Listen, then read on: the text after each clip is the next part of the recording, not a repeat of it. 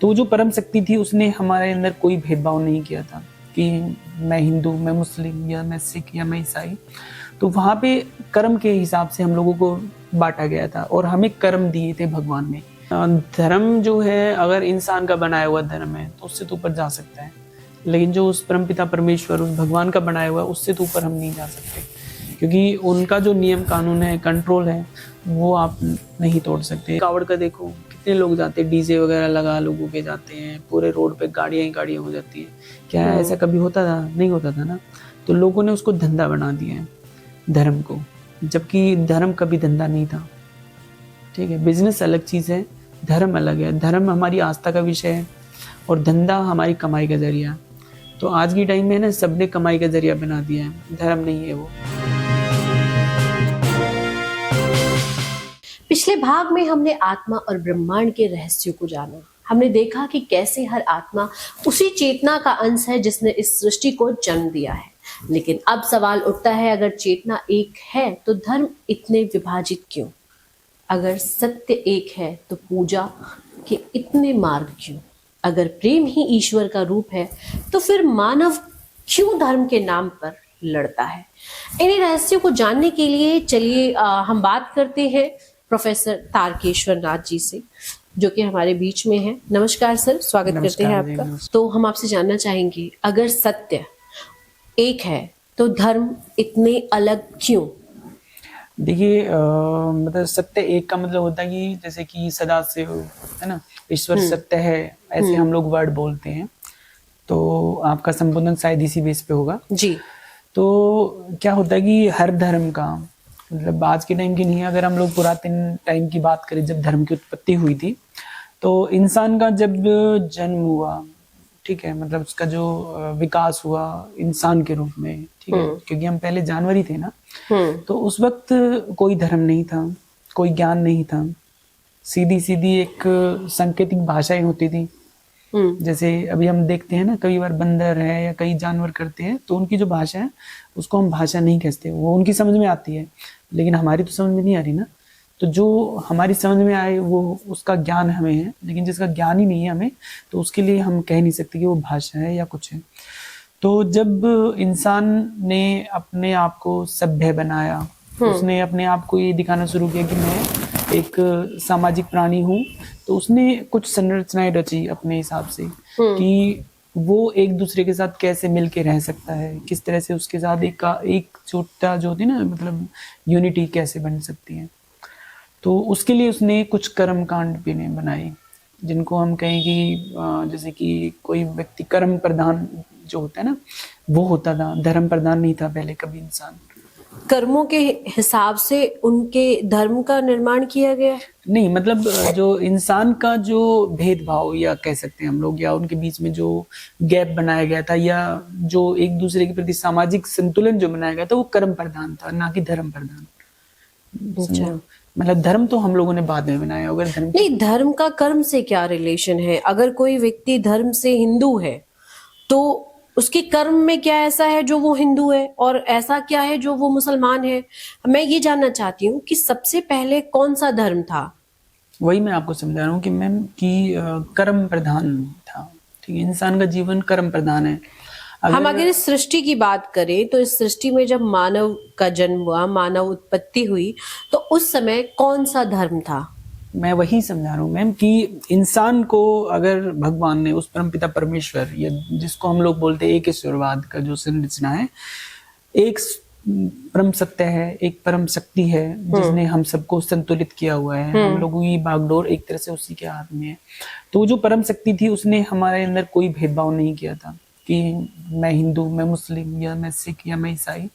तो वहां पे कर्म के हिसाब से हम लोगों को बांटा गया था और हमें कर्म दिए थे भगवान ने कि आपको ये करना है, ये जो पृथ्वी है या पूरा ब्रह्मांड है, इसकी संरचना को संतुलित करना है। हमारा जो हमारा मेन मकसद है इस सृष्टि में, इस संसार में आने का, या जो हमारी आत्मा का जो काम है, वो है एक संतुलन बनाए रखना।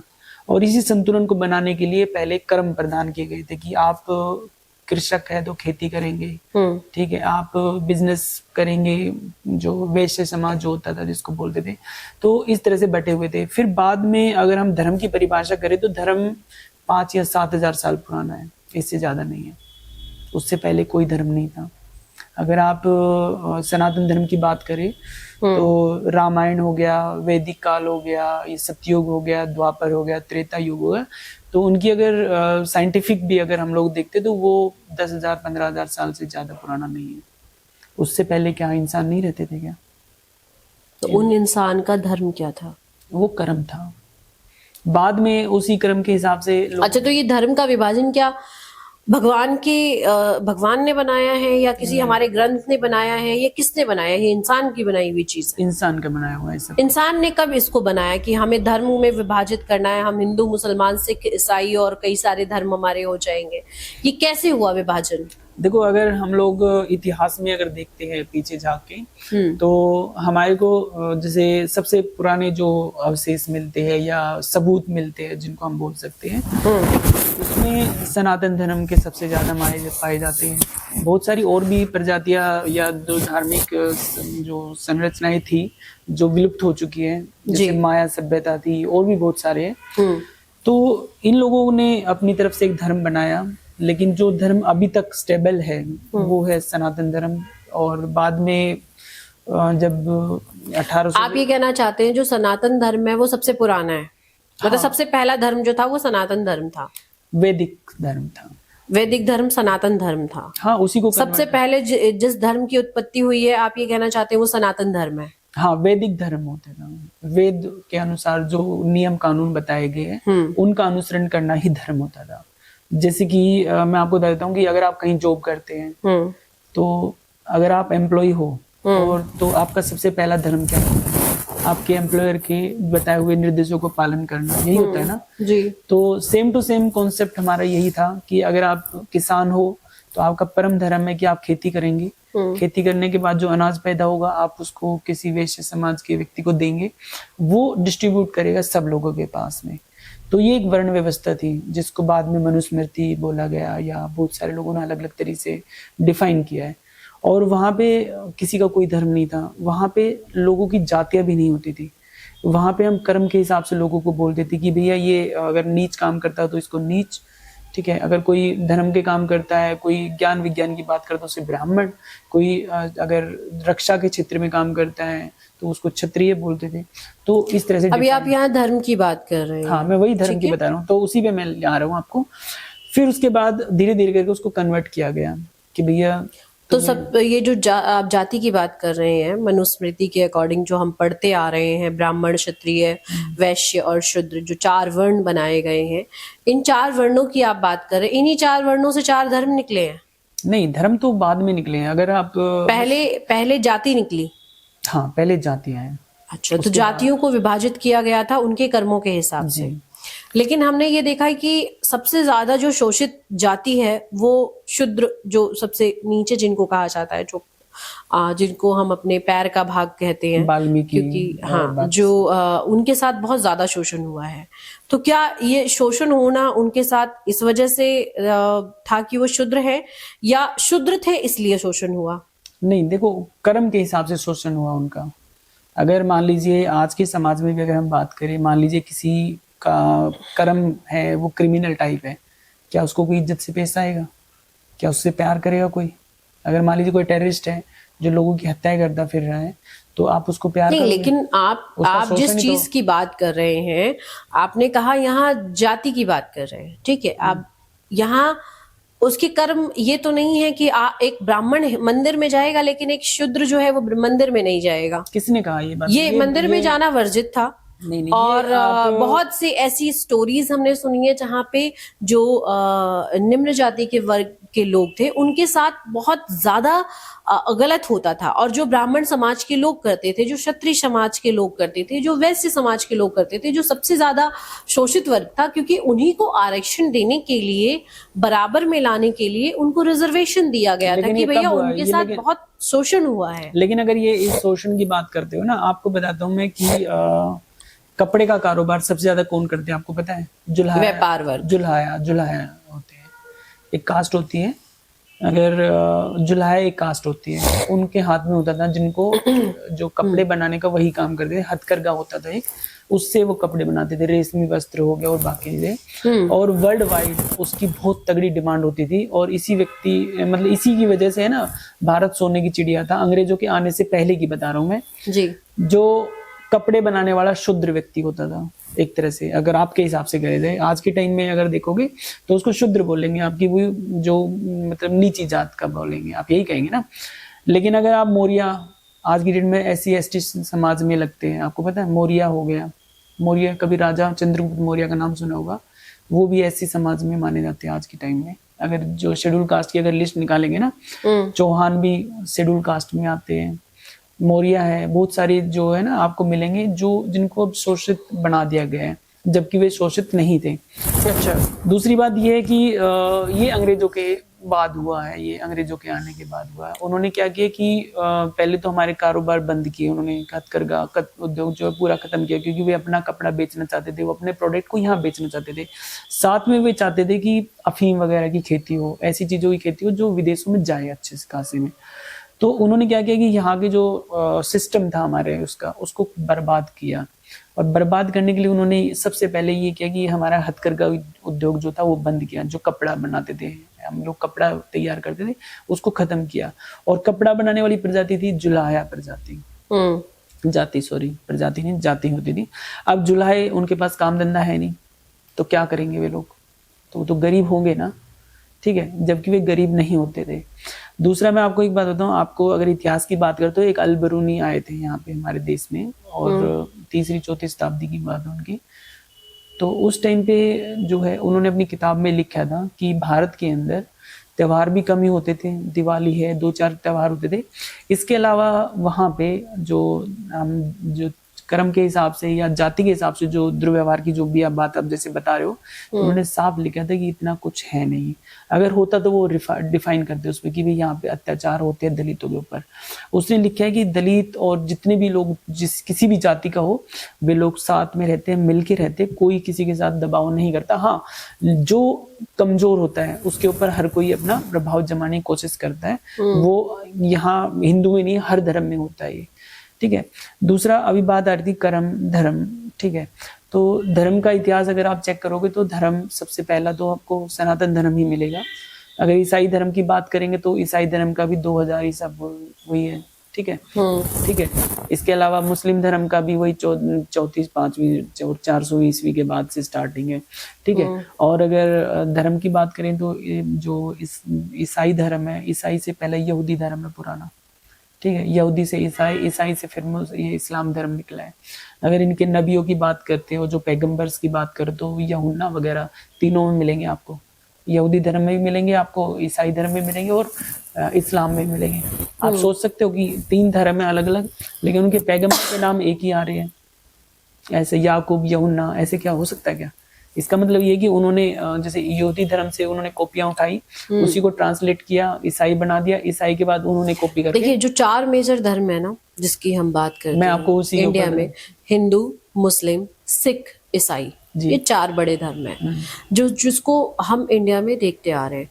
और अगर बात इन चारों धर्म की जाए तो क्या सभी धर्मों का एक ही मूल है, मतलब तो सिद्धांत जो है इनका मैं वही एक ही है? मैं वही समझा रहा हूँ आपको कि आप खुद देखिएगा, एक सनातन धर्म है हमारा, उसको अलग किया। यहूदी धर्म से ईसाई धर्म निकला, ईसाई से मुस्लिम धर्म है ना। तो 2 धर्म तो एक ही लाइन में दिख गए ना आपको, साफ नहीं समझे। और तीनों धर्म की या हिंदू धर्म की भी अगर लगाएंगे सनातन में, तो यहाँ पे भी हम लोग बोलते कि एक ईश्वर, देखा होगा ना आपने, ओंकार। अगर हम सिख धर्म, एक ओंकार, ठीक है, एक प्रभु शक्ति है जो, ठीक है। तो सारे धर्म एक ही बात बोलते कि एक ही परम शक्ति है जिसके हाथ में पूरी बागडोर है, और हम उसी के आदेश पर हम यहाँ पे काम कर रहे हैं। अगर मान लीजिए आज मैं सांस ले रहा हूं, मैं आपसे बात कर रहा हूं, तो ये उसी परम शक्ति की ताकत है जिसने मुझमें इसमें इतनी ताकत भरी है कि मैं आपके सामने बात कर सकता हूँ। तो ये उस परम शक्ति के ऊपर बात कर दे कि सभी भगवान जो है ना एक ही है वहां पे। और बाकी अगर नॉर्मली अगर फिलोसफी की बात करते हैं तो मैं आपको एक बात बताता हूँ कि जितने भी धर्म है हमारे, चाहे वो हिंदू है, मुस्लिम है, सिख है, ईसाई या किसी भी धर्म की, बौद्ध धर्म कर लीजिए, जैन धर्म लगा लीजिए, ये सब एक रास्ते हैं हम लोगों को राह दिखाने के लिए। ठीक है ना। राह दिखाने का मतलब ये है कि जैसे कि मैं आपको बोलता हूँ कि हमें यहाँ से मुझे जाना है, जैसे हिमाचल जाना है, तो मुझे यहाँ से हिमाचल के लिए क्या है रास्ता, मेरे पास फ्लाइट है, ये जो रेलवे है ना, बस का है, ठीक है, या अपना वाहन है, ठीक है। अब 3-4 मेरे ऑप्शन है। अब मैं, मेरे ऊपर है कि मैं किस रास्ते पे जाना चाहता हूँ, लेकिन मेरी मंजिल कहाँ है? मंजिल तो मेरी हिमाचल है। तो ये कॉन्सेप्ट है कि सारे धर्म है, लेकिन वो सब रास्ते हैं हमें पहुंचाने के लिए हमारी मंजिल पे, क्योंकि मरना तो हर किसी को है। आप हिंदू हो तो क्या जिंदा रहेंगे हमेशा? आप मुस्लिम है तो क्या हमेशा जिंदा रहेंगे? सिख है, ईसाई है, या किसी भी धर्म के हो, आपको तो मरना तो है ना। बिल्कुल। इस मिट्टी में आपको मिलना पड़ेगा, और जब आपकी गति एक ही है, आपको मृत्यु के जाना ही है, चाहे वो आप जल के जाओ, चाहे वो दफना के जाओ, आपका शरीर तो यही रहेगा ना, आप साथ तो नहीं ले जाएंगे ना। तो धर्म का सार यही है कि सब कुछ एक है, बस रास्ते अलग अलग है हम लोगों के। क्या ईश्वर को विज्ञान से सिद्ध किया जा सकता है? विज्ञान के माध्यम से आप ये प्रमाणित कर सकते हैं कि ईश्वर है? देखिए, विज्ञान के माध्यम से अगर आप, एक होता है हमारा माइंड, कॉन्शियस और सबकॉन्शियस माइंड, अगर जो हम अपने अंतर्मन की सुने तो विज्ञान के जरिए सिद्ध किया जा सकता है कि ईश्वर है, ठीक है। क्योंकि बहुत सारी ऐसी एक्टिविटी होती हैं इस पूरे ब्रह्मांड में जिनका विज्ञान भी जवाब नहीं दे सकता। कि अगर मान लीजिए मैं आपसे बात करूं कि पृथ्वी जो है सूर्य का एक्सिस पे घूमती है, कैसे, कौन सी पावर है जो उसको रोक रही है? ये सारे के सारे ग्रह अपने एक्सिस पे ऐसे घूम रहे हैं, क्या पावर है जो रोक रही है इनको? क्या विज्ञान इसका जवाब दे सकता है? नहीं दे सकता ना। जब विज्ञान जहाँ पे जवाब नहीं दे सकता, देखिए, विज्ञान का ये है कि जो चीज दिख रही है आपको, जो प्रमाणित हो रही है, जिसका कोई सबूत है, वो है। बट बात यहाँ ईश्वर की हो रही है, जो अदृश्य है, जिनको आप महसूस कर सकते हैं, और वो भी ये नहीं कि हर कोई महसूस करता है। बहुत से लोग नास्तिक होते हैं जो पूजा पाठ भगवान में बिलीव नहीं करते हैं, और सबके पूजा करने का तरीका भी अलग होता है। ऐसा नहीं है कि हर कोई मंदिर में बैठा और वो ग्रंथ पढ़ रहा है, वो अपनी जितनी भी ये रामायण और महाभारत है ये पढ़ रहा है और भगवान को याद कर रहा है, या एक व्यक्ति जो 5 समय का नमाज पढ़ रहा है। तो हर कोई एक जैसा नहीं होता। सो यहाँ बात हो रही है कि ईश्वर को प्रमाणित करना। विज्ञान तो प्रमाण नहीं कर पा रहा ना कि ईश्वर है। नहीं, कौन कह रहे हैं? देखो मैं आपको बताता हूँ, देखो आपने जैसे हम लोग पृथ्वी पर चल रहे हैं, ठीक है, विज्ञान बोलता है ग्रेविटी है, ठीक है। तो ग्रेविटी किसने पैदा की? कोई तो है पावर, तो वो पावर ईश्वर है। बिल्कुल। देखो, जो चीज हमारी समझ से परे है, जिसको हम लोग कुछ भी नहीं समझ सकते, जिसके बारे में हमें कोई ज्ञान नहीं है, और उस चीज का कोई समाधान नहीं बता पा रहे, किसी का चीज का जवाब नहीं है, तो वो समझ लो ईश्वर है वो। क्योंकि ईश्वर ही वो शक्ति है जिसके बारे में हम कोई जवाब नहीं दे सकते। और जब हम लोग कहीं से भी हार जाते हैं ना, जब हमें ये लगता है कि इस सवाल का जवाब नहीं है, वो सीधा का सीधा होता है कि ईश्वर है। चाहे वो हमारा जीवन लगा लिए, जैसे कि हम जो जिंदा है, हम लोग सांस ले रहे हैं, किसके दम पे ले रहे हैं? ईश्वर है ना। विज्ञान ये बता सकता है कि हम कैसे जिंदा है? वो तो कहता है कि आपका दिल धड़कना बंद हो जाएगा तो मर जाएंगे, आपके दिमाग ने काम करना बंद किया तो आप मर जाएंगे जी। लेकिन वो ये नहीं कह रहा कि दिल धड़क क्यों रहा है, दिमाग काम कैसे कर पा रहा है, और क्या ऐसा होता है कि जब वो दिल अपने आप ही काम करना बंद कर देता है, दिमाग अपने आप काम करना बंद कर देता है? वो तो साबित करते हैं ना। क्या, कैसे साबित हैं? आपके हार्ट का पंपिंग रुक गया है। तो वो कैसे, क्यों रुक रहे हैं? वो चल क्यों रहा था फिर? क्योंकि आपने कुछ ऐसी चीज खाई, या एक वक्त होता है कि आपकी कोई भी चीज चलने की सही समय सीमा होती है।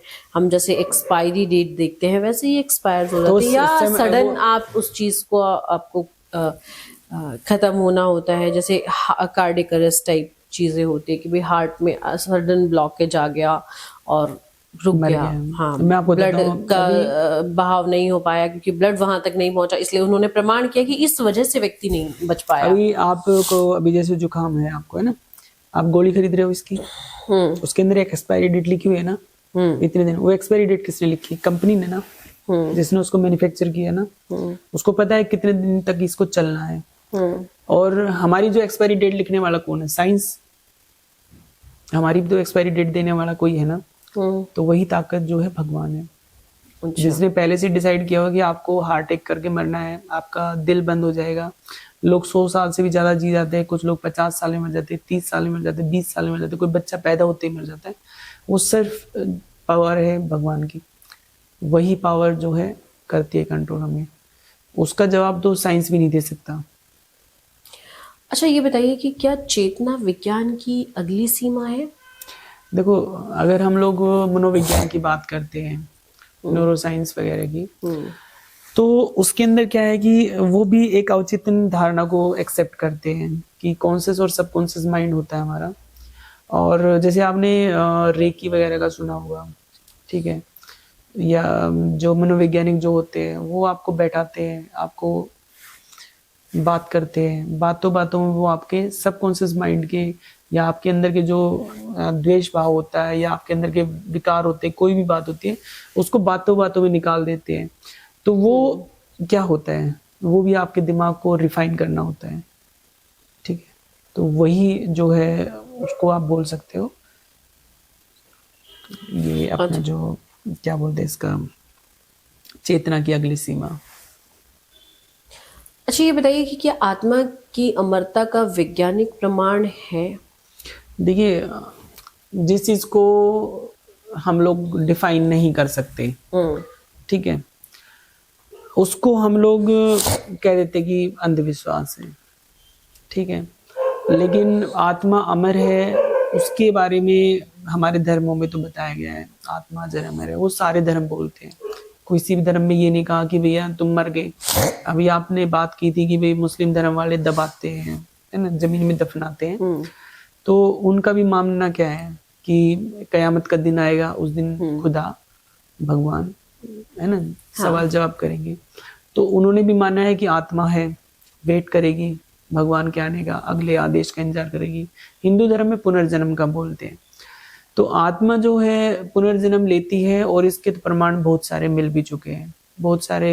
अगर आपने पढ़े होंगे तो किसी को अपने पुनर्जन्म की बात याद आई, कोई अभी कुछ दिन पहले भी हमने एक खबर पढ़ी थी कि एक लड़के ने अपनी वाइफ को बताया कि भैया मेरी वाइफ वहां रहती है, वो जाके मिला, वहां पे बच्चों के नाम तक बताया उसने, ठीक है। ऐसे से बहुत सारे केस होंगे, आपको मिलेंगे जो इन्होंने दूसरा जन्म लिया और उन्होंने बताया। जैसे महाभारत में भी है शिखंडी की, मैंने पिछली बार भी बताया था आपसे, उसका भी पुनर्जन्म था। तो हमारे शास्त्रों में तो लिखा हुआ है कि पुनर्जन्म होता है। बाकी विज्ञान भी इस चीज को मानता है कि हाँ पुनर्जन्म होता है। और रेकी जो होती है उसके अंदर भी पास्ट लाइफ देखी जाती है, पास्ट लाइफ रिग्रेशन का जो जी। तो उसमें पता लग जाता है कि आप पिछले जन्म में क्या थे। तो आप मानते हैं कि पास्ट लाइफ रिग्रेशन होता है जी और पास्ट लाइफ में जाया जा सकता है? जी, लेकिन उसके लिए साधना की जरूरत है, आपको झांकना पड़ेगा अपने अंतर में। अच्छा, ये बताइए कि क्या भगवान का प्रमाण गणित से मिल सकता है? देखिए, जो आधुनिक विज्ञान में अगर हम लोग बात करते हैं तो भगवान का प्रमाण तो आप कहीं भी ढूंढोगे नहीं मिलेगा आपको ऐसे।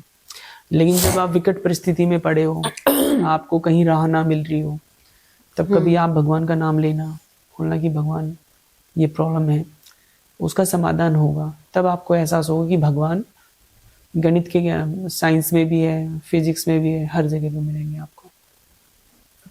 क्या आधुनिक भौतिकी वही कह रही है जो वेदांत कहता है? देखिए, भौतिकी की अगर हम बात करें तो उसमें भी ग्रेविटी है, और जितने भी सिद्धांत है साइंस के, मॉडर्न साइंस या जो भौतिकी का लगा लीजिए या जो भी है, वो सारे सारे हमारे धर्मों के अंदर है। सभी में डिफाइन किया हुआ है हर चीज के बारे में। तो वो पिछले जो वीडियो हुई थी उसमें मैंने बताया था आपको इस चीज के बारे में। अच्छा, क्या इंसान धर्म से ऊपर जा सकता है? देखिए, धर्म जो है अगर इंसान का बनाया हुआ धर्म है तो उससे तो ऊपर जा सकता है, लेकिन जो उस परमपिता परमेश्वर, उस भगवान का बनाया हुआ है, उससे तो ऊपर हम नहीं जा सकते, क्योंकि उनका जो नियम कानून है, कंट्रोल है, वो आप नहीं तोड़ सकते। मान लीजिए आप हिंदू धर्म फॉलोवर्स हो, तो अगर आप कहोगे मैं 100 साल जी सकता हूँ, तो जरूरी नहीं है कि आप हिंदू, मुस्लिम, सिख, ईसाई कोई भी धर्म के हो तो आप ऊपर नहीं जा सकते। आप बेशक कितने तगड़े फॉलोवर्स हो, आपकी मृत्यु जो है वो भगवान ने जो लिखी है उसी पे मरेंगे आप। मतलब ये तो सत्य है कि जिसने जन्म लिया है उसकी मृत्यु निश्चित है, लेकिन अगर बात करें धर्म के बारे में, तो इंसान धर्म से ऊपर जा सकता है। मतलब मेरा कहने का मतलब ये है कि जिस धर्म के बारे में बात हो रही है उसको फॉलो करके, जैसे लोग भगवान की साधना करते हैं, और जो पहले हम देखते थे कि सिद्ध हो जाते हैं, सिद्ध पुरुष जिनको कहा जाता है, जो आज भी हम हिमालय पर देखते हैं कि बहुत से ऋषि मुनि जो तप कर रहे हैं, तो क्या उन्हें धर्म से ऊपर कहेंगे हम? नहीं नहीं, वो फॉलोवर्स है धर्म के, मानते हैं उसको। धर्म से ऊपर का नहीं होता कुछ भी। बाकी जो अगर हम लोग धर्म, जाति, सबसे ऊपर बहुत सारी चीजें हैं। अभी आज की डेट में अगर आप देखोगे, लव मैरिज का पता होगा आपको, है ना, प्रेम किसी से भी हो सकता है, वहां पे धर्म जाति कुछ नहीं देखते लोग। तो कबीर का भी एक दुआ है ना कि पोथी पढ़ पढ़ जग मुआ, पंडित भया न कोय, ढाई आकर प्रेम का पढ़े सुपंडित होए। ठीक है, तो प्रेम की जो है ना प्रखाट व्याख्या है। जैसे मीरा का प्रेम क्या था। एक कहावत कही जाती है कि भगवान मंदिर में नहीं मन में होते हैं, तो क्या आप इस चीज को मानते हैं? हाँ, क्योंकि फिर इतने मंदिर क्यों हैं? नहीं, देखो, मंदिर तो हमने खुद बनाए अपनी सुविधा के लिए। अगर हर किसी के मन में भगवान है तो मंदिर की जरूरत क्या है? फिर मंदिर बनाए क्यों जा रहे हैं? लोग मंदिरों में भीड़ क्यों लगा रहे हैं, या मस्जिदों में भीड़ क्यों लगा रहे हैं? पैसा पैसा कमा रहे हैं ना लोग, तो लोगों ने धंधा बना लिया धर्म के नाम से।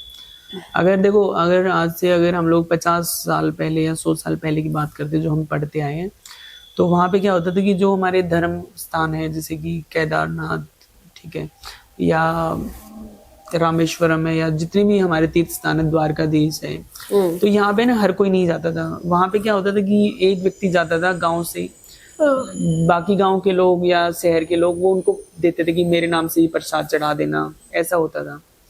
और आज की टाइम में क्या हो रहा है कि जैसे अभी कावड़ का देखो, कितने लोग जाते हैं, डीजे वगैरह लगा लोगों के जाते हैं, पूरे रोड पे गाड़ियां ही गाड़ियां हो जाती हैं। क्या ऐसा कभी होता था? नहीं होता था ना। तो लोगों ने उसको धंधा बना दिया है धर्म को, जबकि धर्म कभी धंधा नहीं था। ठीक है, बिजनेस अलग चीज है, धर्म अलग है। धर्म हमारी आस्था का विषय है और धंधा हमारी कमाई का जरिया। तो आज की टाइम में ना सबने कमाई का जरिया बना दिया है, धर्म नहीं है वो। कि क्या धर्म बिना संस्था के संभव है? जी, मैं आपको बता दूं कि थोड़ी देर पहले मैं आपसे बता रहा था कि जब इंसान का जो विकास हुआ, जो बोलने वाले, कर्म करने वाले, प्रॉपर तरीके से, मांस को हमने छोड़ दिया, हमने जो जानवर का जीवन था वो उसको छोड़ा, तो वहां पे हमने कोई धर्म नहीं लिया था। हमने अपने कर्म सेट किए थे कि मुझे दूसरों की मदद करनी है, हमने एक पूरे समुदाय के साथ रहना है, हमने एक दूसरे की मदद करनी है, एक दूसरे का ख्याल रखना है। लेकिन संस्थाएं बाद में बनी। संस्थाएं जैसे मान लीजिए बहुत सारे आप देखोगे डेरे बन गए हैं और पंथ बन जाते हैं। अगर मुस्लिम धर्म की बात करें वहां पे भी शिया सुन्नी हो गए। हिंदू धर्म में अगर बात करो तो यहाँ पे बहुत सारे हो गए, जैन हो गया, बौद्ध हो गया, और सिख धर्म भी हो गया, बहुत सारे धर्म, कबीर पंथी हो गए अलग से, है ना। तो ये डिवाइडेड हम लोगों ने किया है, इससे पहले नहीं था। तो ये संस्थाओं में तो कन्वर्ट किया जा रहा है, जबकि धर्म कन्वर्ट नहीं हो सकता कभी भी। तो धर्म के नाम पर युद्ध क्यों हो रहे हैं वे? तो वो तो व्यक्ति कर रहे हैं ना, हम लोग कर रहे हैं ना युद्ध। धर्म में तो कभी नहीं कहा। भगवान ने नहीं कराया। लेकिन भगवान हमने देखो, महाभारत देखा। देखो महाभारत में साक्षात कृष्ण, जिनको भगवान का अवतार कहा जाता है, उस समय में युद्ध हुआ। और सनातन धर्म ये कहता है कि हिंसा नहीं करना चाहिए, अहिंसा परमो धर्मा सनातन धर्म का मूलभूत सिद्धांत है। यहाँ तो हम दोहरा चरित्र देख रहे हैं सनातन धर्म का, जहाँ वो युद्ध को सही भी नहीं कह रहे हैं कि युद्ध यानी हिंसा करना, हिंसा को गलत ठहरा रहे हैं, और वहीं दूसरी तरफ महाभारत जैसे बड़े युद्ध का आगाज किया जाता है, रामायण जैसी चीज जहाँ पे रावण को मारा जा रहा है। तो क्या ये युद्ध नहीं है? देखिए, वो कहानियां हैं एक तरह से हमारी, अगर आप पढ़ोगे ना तो वो कथाएं हैं। मैंने आपको बताया था पिछले भी कि हमारे जो पूर्वज थे, जो ज्ञानी व्यक्ति थे, जिन्होंने धर्म ग्रंथ बनाए, या जो भी जिन्होंने अपने विचार रखे, या उनके शायद भगवान की वाणी लगा लीजिए, कुछ भी हो, या उनके दिल की पुकार थी, तो उन्होंने ना हर चीज को कहानियों में, कविताओं में, इसमें ढाला था। अब उसको डिफाइन हम लोग, उसकी व्याख्या किस तरह से कर रहे हैं वो हमारे ऊपर है। भगवान श्री कृष्ण जी का रामायण और महाभारत का जो भी ये आप बता रहे हो, तो भगवान कृष्ण जी, भगवान श्री राम जी, इनके बारे में अगर आप देखोगे तो ये डिफाइन अलग से किया हुआ है, प्रॉपर नहीं है। अगर आप देखो महाभारत की बात करेंगे तो महाभारत के अंदर बताया गया कि आप बुरा कर्म करोगे तो आपको वंश का नाश होता है, समूल नाश होता है। अब वहां पे आपने बोला भगवान कृष्ण जी का, तो भगवान कृष्ण जी ने युद्ध करवाया, साथ में युद्ध में पूरा भाग लिया, चाहते तो रोक भी सकते थे, बताते हैं ना। तो अभी आपने देखा होगा महाभारत के एंड में क्या हुआ था, कृष्ण जी का क्या हुआ था, उनका भी तो समूल पूरा कुल का नाश हुआ था ना। तो इसका मतलब ये है कि आप गलत करोगे, गलत करना हर किसी के लिए गलत है, चाहे वो इंसान हो चाहे वो भगवान हो। हाँ, दूसरा ये है कि देखो अगर मान लीजिए अब महाभारत की बात बता रहा हूँ ना, तो महाभारत का युद्ध हुआ, हजारों लोग, लाखों लोग मारे गए, है ना। अब उनका पाप कहीं ना कहीं तो लगा ना, भगवान कृष्ण जी का जो पूरा कुल का नाश हुआ, ठीक है। तो भगवान हो या कोई भी हो, अगर आप गलत होगा, चाहे वो सही के रूप में कहो, तो भी वो गलत है। अच्छा, क्या आने वाला युग मानवता का धर्म होगा? देखिए, मानवता का धर्म तो होगा नहीं, अब तो कलयुग हो गया है। तो कलयुग में तो सभी लोग ये हो गया कि मतलब भगवान को तो छोड़ ही रहे लोग। आज के टाइम में क्या हो रहा है कि जो सुलभ है, आसान है, हम लोग उसको फॉलो करते हैं। अच्छा, क्या साइंस कह रहा है कि सब एक है? देखिए, साइंस में अगर हम लोग करते हैं तो साइंस में देखो, अगर हम लोग एक है और समानता है का भाव अगर हमें देखना, तो उसके लिए हमें अपना डीएनए टेस्ट कराना पड़ेगा। मैंने आपको बताया था पिछली वीडियो में कि जो डीएनए है ना, उसी से हमें पता लगता है, और साइंस ही उस चीज को प्रूव कर सकता है कि डीएनए में हम लोग सब एक है। अभी मैं आपको बताता हूँ, जो मुस्लिम धर्म के आपने देखा होगा, तो यूपी है, उत्तर प्रदेश में जाओगे, या दिल्ली में है, या अलग अलग क्षेत्रों में जाओगे पूरे भारत के अंदर, तो उनके जो गोत्र है या सरनेम है, आप देखोगे मलिक मिलेगा, चौधरी मिलेगा। तो मलिक गोत्र जो है वो जो है उसमें नहीं था, ठीक है। मुस्लिम धर्म में भी है, हिंदू में भी है वो। तो बहुत सारे हिंदू धर्म के जो सरनेम है ना, वो आप मुसलमानों में पाएंगे। दीनपुर गांव है एक दिल्ली के अंदर ही, वहां पे जाट है, वे लोग सारे जाट मुस्लिम बने हैं, उनके गोत्र वही चल रहे हैं, ठीक है। आज भी उनकी शादियां हो जाती हैं, हिंदू धर्म में करते हैं, वो चल जाएगा। अच्छा, अगर बात करें ब्रह्मांड की, सबसे बड़ी शक्ति कंपैशन है। देखिए, जो एक आपने सुना होगा कि बहुत सारे साइंटिस्ट बोलते हैं ओमकार की ध्वनि है अंतरिक्ष में, बोलते हैं ना। और कंपन जो होता है, ठीक है, तो उसका ही स्वरूप है। अगर जैसे मान लीजिए एक एटम फूटता है, तो एटम ऐसे नहीं फूट सकता कि 1 मिनट में टूट गया, उसको भी अंदर एक हलचल मचती है, हलचल को भी हम कंपन बोल सकते हो, ठीक है। जब वो कंपन होगी तो ही विस्फोट हो सकता है जी, ठीक है। तो अगर हम लोग जो बात करते हैं, जो कंपन की बात कर रहे हैं ना, तो वही ब्रह्मांड की सबसे बड़ी शक्ति है, सच्चाई। अच्छा, क्योंकि अगर वो कंपन नहीं होता तो जो ब्रह्मांड का जन्म ही नहीं हो सकता था। अच्छा, ये बताइए कि क्या यही समय है जब विज्ञान, धर्म और मानवता एक होंगे? देखिए, अभी नॉर्मल अगर आप हिंदू धर्म की माने तो कलयुग चल रहा है, ठीक है। और कलयुग का अंत होने के बाद फिर सतयुग का। यहाँ हम हिंदू धर्म की बात करें या सनातन धर्म की बात करें? देखिए, जो हिंदू या सनातन धर्म किसी को भी बोल सकते हैं आप, हम किसी की भी बात करते हैं, आप चाहे हिंदू हो या मुस्लिम हो, सिख ईसाई हो, किसी भी धर्म की बात करोगे तो हर धर्म में बताया गया है कि काल का अंत होना है, ठीक है। वो कयामत का दिन मान लो, वो कयामत का दिन कब है उसकी सटीक गणना कोई भी नहीं कर सकता अभी तो फिलहाल, लेकिन एक वक्त आने वाला है। और जो अभी हालात चल रहे हैं, अगर आप देखोगे तो जगह जगह युद्ध चल रहे हैं और ग्लोबल वार्मिंग बढ़ रही है, आपस में लोग मारने कूटने को तैयार हैं, ठीक है। तो ये सारी चीजें इशारा कर रही कि इस पृथ्वी का अंत जल्द होने वाला है। मतलब पृथ्वी का नहीं, मतलब मानव सभ्यता का अंत, या 50% से ज्यादा तो उड़ेंगे, ठीक है। यहाँ हमने बात की धर्म की, यहाँ हमने बात की आत्मा की, यहाँ हमने बात की ईश्वर की, यहाँ हमने बात की व्यक्ति के व्यवहार की। मैं ये जानना चाहती हूँ, क्या मरने के बाद सभी धर्मों में जो आत्माएं होती हैं वो रहती हैं या चली जाती हैं? देखिए, अगर किसी भी धर्म की जिस बात, हिसाब से हम कहते हैं भूत प्रेत और इस तरह की जो आत्माएं होती हैं वो रहती हैं देखिए या चली जाती हैं? देखिए आत्माओं की अगर बात करेंगे तो मैं आपको बताता हूँ कि जिस चीज़ का भी हम लोग विचार करते हैं, अगर मैं कहता हूँ कि आसमान से तारे टूटेंगे तो टूटेगा, क्योंकि जो हमारे अंदर विचार जो आते हैं ना, जितने भी विचार है, कोई भी विचार होगा, अगर हमारे मन के अंदर जो विचार आया वो कहीं ना कहीं घटित होगा।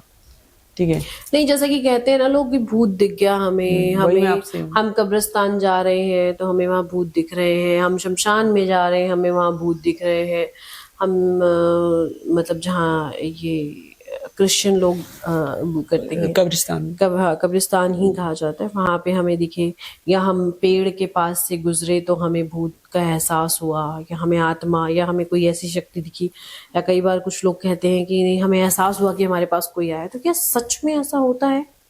देखिए, जो आत्मा क्या है, आत्मा एक हवा का झोंका टाइप मान लीजिए, मतलब वो उसका स्वरूप नहीं है। ठीक है, लेकिन जिन लोगों का ऑरा मंडल कमजोर होता है, ठीक है, उनको ये आभास होते हैं 100%।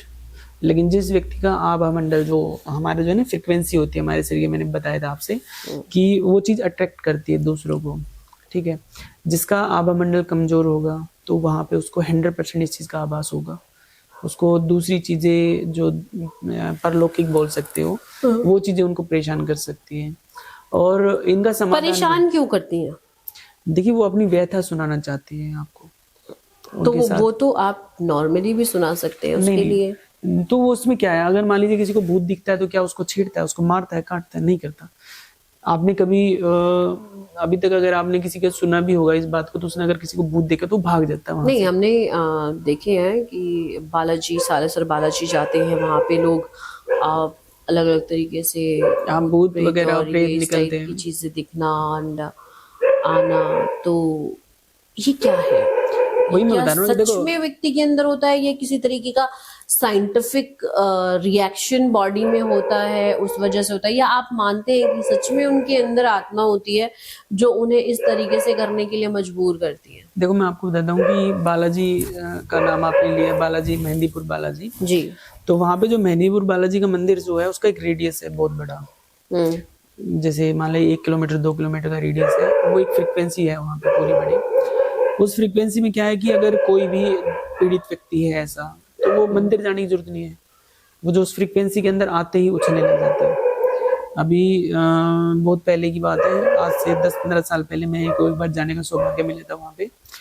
तो जिस बस में हम लोग थे वहाँ पे, ट्रेन से हम लोग बस में गए, बस में जैसे ही उस रेडियस के अंदर गाड़ी पहुंची, आधी से ज्यादा बस में कूदने लग गए थे लोग, चिल्लाने लग गए थे, रोने लग गए थे। और तो ये अपने आप होता है? अपने आप हुआ था। मैं वही तो कह रहा हूँ कि कोई भी व्यक्ति वहां पे आराम से हंस रहे थे, बातें करते आ रहे थे, जैसे उस रेडियस में आए तो वहां पे उनके साथ हलचल शुरू होने लगी। हलचल के बाद क्या होता है कि जब गाड़ी वहां पे रुकी है, मुझे भी कंफ्यूजन हो गई, मैंने कहा ये क्या हुआ, क्योंकि उस टाइम पे मेरे को इस चीज पे ज्ञान नहीं था अभी। तो वहां पे देखा तो गाड़ी रुकी, तो गाड़ी रुकने के बाद भी जितने भी लोग थे जो पोजिस्ट टाइप के थे, वो अपने आप ही मंदिर के दरवाजे पे पहुंचे। उनको कोई पकड़ के नहीं ले जा रहा था, ना वो भागने की कोशिश कर रहे थे, उनको मंदिर का रास्ता भी अपने आप पता था। ठीक है, हो सकता है कि वे पहले भी आए हो, तो उन्होंने पता हो कि भाई हाँ ये इस रास्ते से यहाँ जा सकते हैं, यहाँ जा सकते हैं। लेकिन उस दिन मैंने जो देखा था और मैंने जो महसूस किया वो ये था कि बहुत सारे लोग ऐसे थे जिनको बाद में जब होश आया था, तो मैंने उनसे पूछा भी था कि भैया तुम पहली बार भी आए हो? तो उन्होंने कहा कि नहीं, हम पहली बार यहाँ पे आए। अच्छा। ठीक है, तो जब पहली बार व्यक्ति आ रहे हैं, उसको उस रास्ते का पता नहीं है। अभी थोड़ी देर पहले जब हमारी बात हो रही थी कि हम किसी अनजान जगह पे जाते हैं तो हमें महसूस होता है कि यहाँ पहले भी आए होते हैं। ठीक है, तो बालाजी जो मंदिर है वो एक ऐसी चीज है जहाँ पे भूत प्रेत अपने आप खींचे आते हैं। अगर आप एक बार अगर पोजिस्ट हो, आप मतलब अगर आपके ऊपर कोई साया है, तो आप वहां पे जाओगे तो आपके अंदर का सारा निकल जाएगा उसी टाइम पे। तो ये पुरानी बात है, अभी फिलहाल तो बिजनेस बना दिया है। ठीक है, तो लेकिन जो शक्तियां, तो वो शक्तियां कभी खत्म नहीं होती। लेकिन हाँ, जहाँ पे अधर्म और ज्यादा लालच बढ़ जाएगा तो वहां पे अपने आप ही प्रभाव हट जाता है भगवान का भी। तो ये चीजें हैं, मतलब कामाख्या मंदिर है, बहुत पावरफुल है। वहाँ सच में ऐसा होता है। बिल्कुल वहाँ तो पे आप ये कहना चाहते हैं, अभी अपने शब्दों में कहा था कि मंदिर जो है ये यहाँ के लोगों ने ठेका बना रखा है, और अभी आप ये कह रहे हैं कि मंदिर जो है उनकी पहले अलग फ्रिक्वेंसी होती है, वहां से लोगों को मतलब उपचार नहीं, मिलते हैं। मैं आपको वही बता अभी रहा आप हूँ। अपने ही शब्दों में कह रहे मैं हैं अपने शब्दों में नहीं, मैं वही बता रहा हूँ कि जो अभी जो मंदिर बनते हैं फालतू के बना रहे लोग, उसके लिए मैं बोल रहा हूँ। लेकिन जो पुराने जो हमारे जैसे आदि शंकराचार्य जी ने किया है, जो मंदिर बनाए हैं, जो धाम बनाए हैं, वो तो गलत नहीं है ना। उन्होंने तो पूरी फ्रीक्वेंसी के हिसाब से बनाया ना। आप अगर देखोगे तो बद्रीनाथ, केदारनाथ से लेके लगातार देखो रामेश्वरम तक एक फ्रीक्वेंसी बनती है कि उन्होंने उसको बांधा है पूरे भारत को एक तरह से। ठीक है। अच्छा, अगर देखोगे ना कश्मीर से लेकर तो आप कन्याकुमारी, कौन से मंदिर की बात कर रहे हैं जहाँ पे ज्यादा लूट खसोट मच रही है?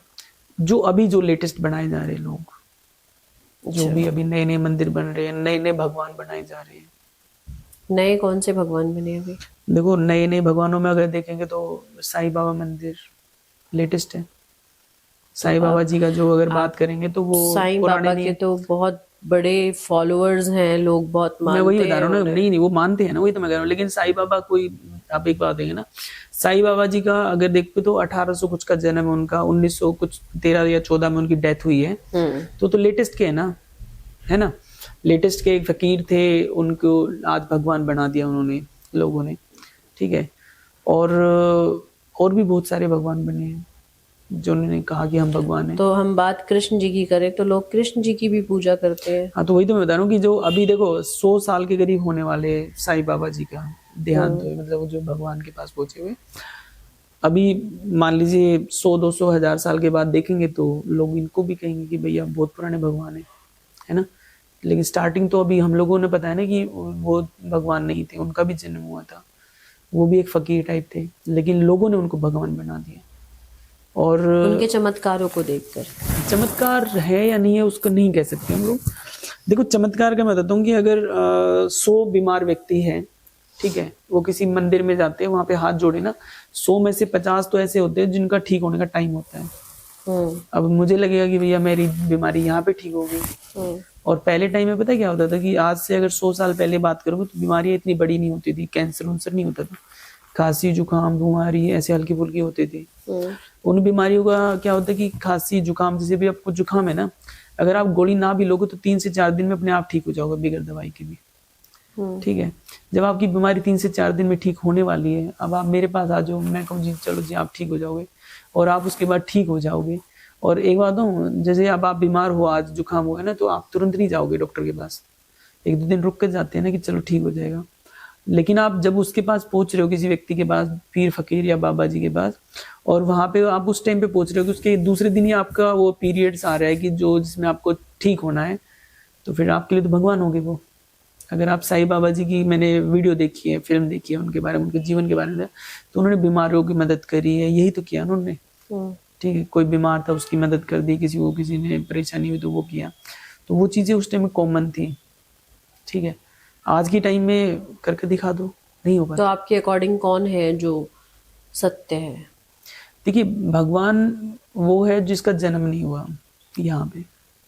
अब मैं बोल रहा हूँ कि भगवान विष्णु है, ब्रह्मा जी है, विष्णु जी है, भोलेनाथ जी है, वो हमारी खुद की विचारधारा है। मुझे नहीं पता कि वो है या नहीं, एग्जिस्ट करते हैं या नहीं, लेकिन वो मेरे अंदर की आत्मा है जो वो कहती है कि वो तो आपने सुना और माना उस चीज को। हाँ वही तो। कि आप सुन रहे हैं कि हाँ ये भगवान ब्रह्मा विष्णु महेश हैं, हमने एक स्टोरी देखी, हमने एक फिल्म देखी और हमें लगा कि जी ये भगवान है। हाँ, बचपन से क्या एक्चुअल में वो भगवान है? ये कैसे आप खुद को प्रमाणित करेंगे? ये आप कैसे खुद को सिद्ध करते हैं? मान लीजिए कि आज मैं प्रोफेसर तारकेश्वर नाथ जी से ये जानना चाहती हूँ कि वो एक अपने वाक्य में बता दें कि हाँ उनको ये प्रमाणित हुआ है कि उन्होंने ब्रह्मा विष्णु महेश में से किसी एक का चमत्कार अपने जीवन में होते हुए देखा है। देखिए अगर मेरी लाइफ की बात करेंगे तो अभी 2023 की बताता हूँ मैं। तो मैं नीलकंठ महादेव जी गया था। तो उस टाइम पे क्या हुआ था कि पहाड़ टूट रहे थे। ठीक है। नीलकंठ महादेव जी के वहाँ पे पहुंचा था, तो वहाँ पे अचानक कुछ सिचुएशन ऐसी बनी कि मुझे नीचे आना पड़ा वहाँ पे, और वहाँ पे पहाड़ टूट रहे थे, बारिश हो रही थी। तो मैं बाइक से था उस दिन, तो बाइक से मैं निकल गया वहाँ से। बाइक से निकला तो ऐसे जो नीलकंठ महादेव मंदिर है उससे थोड़ा सा मुड़ते ही एकदम से ढलान होती है, वहीं पर एक व्यक्ति ने मुझे हाथ दिया। मेरी आदत है मैं बैठा लेता हूँ, बैठा वो मेरे साथ में। पूरे रास्ते मेरे मोबाइल से वीडियो भी बनाई मैंने कि कैसे पहाड़ टूटा हुआ है, रोड खराब है, बारिश का पानी ऐसे जा रहा है। उसके बाद जब हम लोग नीचे पहुंच गए, वहां पे नीचे पहुंचने के बाद उस व्यक्ति ने बोला कि मुझे उतारो। मैंने रोकी बाइक। उधर दूसरी तरफ से वो जीप चलती है, वहां पे वो जीप जा रही थी ऊपर की तरफ। उसने हाथ दिया, उस जीप के ऊपर बैठ के भाग गया।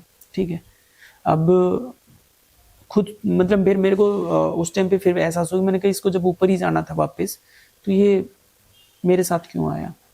अब एक चीज ये बताइए कि आपने जब वीडियो बनाई तो क्या आपने देखा कि आपके आगे भी और बाइक वाले थे? नहीं, कोई नहीं था उस रोड पे। पुलिस वाले मना कर रहे थे ना कि कोई नहीं जा सकता बाइक वाला। आप अकेले ही जा रहे थे उस हाँ, रास्ते से? पूरा अकेला और मैं था। उसने आपकी मदद की? मदद नहीं की, वो मेरे साथ बैठ के गया। तो वो बैठने की वजह क्या, आपको क्या लग रहा है कि वो साक्षात भगवान आपके साथ आके बैठ गए थे? देखो भगवान जो है मैं आपको देता हूँ कि कण कण में भगवान है।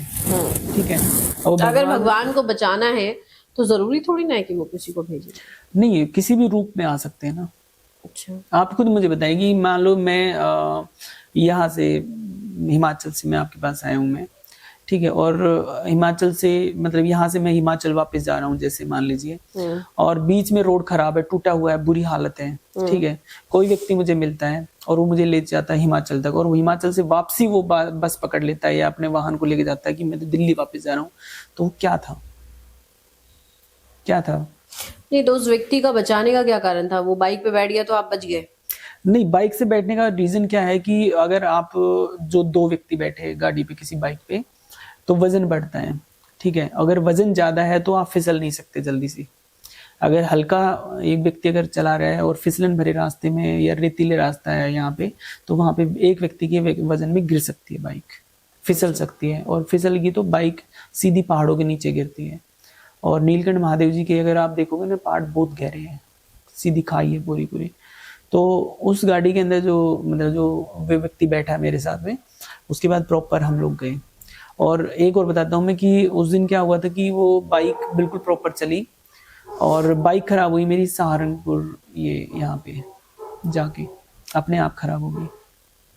तो वहां आपको लगा कि खुद भगवान आपके लिए आए और उन्होंने आपकी मदद के लिए वो उस व्यक्ति का रूप लेकर के आए और आपकी जान बचाई। नहीं तो आप, अगर वो नहीं आते तो आप खाई में होते। हाँ, ये भी है। इससे पहले भी बहुत सारी हुई है मेरे साथ में। ये है आज से मतलब 30 साल 35 साल पुरानी बात है। कावड़ का टाइम था, तो मेरे को तैरना नहीं आता, और मेरी कुंडली में भी बताया हुआ कि मैं पानी में डूब के मेरी मौत है। अच्छा, तो आपको अपनी कुंडली, अपने जीवन के बारे में पहले ही पता है कि आपकी मौत कैसे होगी? हाँ, मेरी मौत 250-300 किलोमीटर दूर अपने जन्म स्थान से होगी। अच्छा, तो वो पानी से डूब के मरने की है। तो इसलिए मेरे को ना मतलब जिस चीज से मेरी मौत होनी है तो उस चीज से डर लगता है इंसान को। नहाने में कोई प्रॉब्लम नहीं है। तो उस दिन क्या हुआ था कि हरिद्वार में हम लोग थे, तो वहां पे ना पहले वो नहीं था, रस्सियां नहीं होती थी, लोहे का वो नहीं होता था। तो पानी के अंदर घुसे तो वहां पे पत्थर था, पत्थर फिसला, मैं गिर गया, डूब गया बिल्कुल पानी के अंदर। अब डूब का बहका जा रहा था, तो एकदम से मेरे हाथ में एक रस्सा आ गया। मैंने उस रस्से को पकड़ लिया, मैं ऊपर चढ़ा, देखा तो एक नाव थी, उस पर बैठ गया मैं। ठीक है, उस रास्ते पे दूर दूर तक मुझे नाव नहीं दिखी थी पहले। ठीक है, अब या तो ये है कि उस पानी के बहाव में इतनी तेज बहाव में कि उस नाव के पास पहुंच गया, या मुझे नहीं पता उसका, लेकिन वो नाव मुझे मिली, मैं उस पर रस्सी पे चढ़ के मैं आ गया। ठीक है, ये मेरे साथ हुआ था। तो आपको लगा वहां पे भगवान का चमत्कार था? नहीं, उस टाइम पे नहीं माना मैंने इस चीज को। अच्छा, उस टाइम पे मुझे नहीं था कि भगवान है क्या है, मतलब उस टाइम पे तो नॉर्मल चल रहा था। अभी जो ये बाइक वाला भी, ये भी मेरे को दिमाग में नहीं था। लेकिन जब मैं सहारनपुर के यहाँ पहुंचा तो तब मुझे एहसास हुआ कि ये क्या, ये तो बाइक तो मेरी खराब हुई पड़ी थी, क्योंकि मिस्त्री ने बताया मुझे कि बाइक का तो ये खराब हुई पड़ी है पहले से। अच्छा, मैंने कहा ये बाइक फिर चल के कैसे आई। उसने खूब मेहनत करी, खूब कोशिश करी कि उसको ऑन कर दे, नहीं हो पाई। फिर मुझे वहीं खड़े करके आनी पड़ी। उसके बाद कम से उसने महीने भर बाद उसको ठीक करके दिया था। अच्छा। ये होता है। तो यहाँ आप ये प्रमाणित करते हैं अपनी कहानी से कि भगवान है? देखो, भगवान नहीं होता तो हम लोग हो ही नहीं सकते थे। अच्छा, देखो पावर, अगर देखो ये बल्ब जो चल रहे हैं आपका, ये टीवी कैमरा जो भी चल रहा है आपका, ये किस चीज से चल रहा है? पावर है ना। बिजली के बगैर तो नहीं चल सकते ना। तो ये जो पावर ही है वही भगवान है। तो आप ये मानते हैं कि जो शक्तियां होती हैं वो अच्छी और बुरी दोनों तरीके की होती है? देखिए अभी जब से थोड़ा सा ध्यान मैंने लगाया है, उसके बाद काफी कुछ मेरे को समझ में भी आया कि हाँ अच्छी बुरी हर तरह की पावर होती है, ठीक है। लेकिन अगर आप जिस चीज को ज्यादा अट्रैक्ट करोगे वो आपके पास आएगी। अगर आपका मन है, आपको लगता है कि तो बुरी पावर्स क्या करवाती है? देखो बुरी पावर्स में क्या होता है कि आपके विचार बदल देगी वो चीज। अभी आप जो बहुत सारे लोग देखोगे शराब पीते हैं, आवारागर्दी करते हैं, टेररिस्ट बन जाते हैं, चोरी करते हैं, डकैती करते हैं, आप क्या सोचते हो कि वो अपनी मर्जी से करते हैं? नहीं, वो ऐसी चीजें उनके ऊपर हावी रहती हैं जो उनसे वो कराती है काम। क्योंकि अगर ऐसा नहीं होता तो बहुत सारे लोग ऐसे होते जो टेररिस्ट हुए और बाद में उनको मौका मिला सुधरने का तो वो सुधर गए बिल्कुल। क्यों? अगर वो बुरे थे तो हमेशा ही बुरे रहेंगे ना, बदल नहीं सकता कोई चीज। और जो बाद में बदल जाती है चीज, जैसे आज मैं गलत हूँ और कल मैं सुधर जाता हूँ, इसका मतलब है कि कुछ ना कुछ ऐसी चीज थी जो मुझे इस पीरियड में खराब कर रही थी। जैसे अभी हम लोग हिंदू धर्म या सनातन धर्म की बात करें तो वहां पे ना कुंडली में 7.5 बोलते हैं, है ना। तो ना चाहते हुए भी आपसे गलतियां होती हैं? बिल्कुल। जैसे किसी का शुक्र जो है नीच में हो जाता है ज्यादा तो उसको बर्बाद करता है, ठीक है। शुक्र ऐशो आराम भी देता है लेकिन वो परेशानी भी देता है। अच्छा, जब आप आत्माओं के बारे में बता रहे हैं, जब आप भगवान और जो बुरी आत्माएं हैं उसके बारे में बता रहे हैं, तो आपको ये भी पता होगा कि जो दानवों की बात की जाती थी, क्योंकि जब भगवान है तो वो अच्छे काम करवाएंगे, जो दानव हैं वो बुरे काम करवाएंगे। तो क्या आज के समय में ऐसा होता है? क्योंकि कोई भी व्यक्ति अपनी तरफ से गलत नहीं करना चाहता है, हर किसी को पता है कि ये गलत है। अभी आपको बता रहा था मैं शुक्र की, दैत्यों के गुरु कौन है? शुक्र, शुक्राचार्य जी है ना। तो मैंने आपको पहले ही बताया था कि हमारे जो पूर्वज थे, ठीक है, उन पूर्वजों ने कॉन्सेप्ट बनाया था, हमें कहानियों के जरिए हमें बताया था देव दानव दैत्य। लेकिन उनके गुरु किसको बताया था? शुक्र को। शुक्र जो होता है भोग विलास इनका होता है ना, ठीक है। अगर आप जो जितने विकार होते हैं 90% में उसी पे शुक्र की दिशा होती है कि शुक्र आपका शराब पिलाएगा, आपको ऐशो आराम की जिंदगी दिलाएगा, आपको जो लत देगा किसी भी तरह की। बहुत सारी लड़कियों का करैक्टर खराब हो जाता है, लड़कों का खराब हो जाता है, ठीक है, वो सब शुक्र ज्यादा खराब कर देता है। तो इसका मतलब इंसान की गलती नहीं होती है, वो ग्रह दशा की गलती होती है? नहीं, सुनो मैं भी बताता हूँ। शुक्र जो होता है, अब शुक्र की वजह से क्या हुआ, आपके अंदर विकार पैदा हुए गलत। तो जब गलत विकार पैदा होते तो उसको दानव बोला गया हमारे पूर्वजों ने। और वो दानव जो है ना वो बाहर नहीं थे, वो हमारे अंदर के थे, ठीक है। हमारे शरीर के अंदर बहुत सारी कोशिकाएं ऐसी होती है जो खुद खाती हैं। खून जो हमारा ब्लड सर्कुलेशन जो तो घूमता है पूरे शरीर में, क्या करता है? ये ऑक्सीजन की सप्लाई करता है, प्लस में हमारे जो शरीर के जो है ना उत्तक जो होते हैं, ऑर्गन्स जो होते हैं, वो बार बार रिपीट होते हैं, चेंज होते हैं। हमारी स्किन चेंज होती है, हमारे लीवर चेंज होता है, हमारा पूरा शरीर को रिफाइन किया जाता है। पता आपको इस बात का? तो वो जो चीजें है वो हमारे शरीर के अंदर की बात है, हमारे अंदर के ही विकारों के ऊपर बात की गई है उस पुराणों में। जो हमारे पुराने पहले अगर बात करोगे, जो अगर आप बात करेंगे तो सतयुग की बताते हैं ना, तो उसमें जितने भी थे वो सारे संबोधन किए गए थे, हमारे खुद के ऊपर बात की थी उन्होंने कि हमारे अंदर जो है देव है दानव है, देवता भी है हमारे अंदर, दानव भी है, और दोनों के बीच में द्वंद्व होता है, लड़ाई होती है, वो हमेशा से होते हैं। इंद्र कोई वो नहीं है, इंद्र भी हमारे अंदर का है, ठीक है। तो देव दानव राक्षस सब हमारे अंदर होते हैं, और जितने भी ग्रह है उनकी सारी पावर भी हमारे अंदर होती है। अभी आप ज्योतिष शास्त्र में देखते हो ना, अभी आपने कहा कि शुक्र का प्रभाव पड़ता है तो हम गलत करते हैं, तो प्रभाव पड़ रहा है, व्यक्ति तो खुद गलत नहीं कर रहा ना, अंदर जो बदलता है शरीर के अंदर बदलाव लाता है। हाँ, तो हमारा तो उस पर कोई कंट्रोल नहीं है।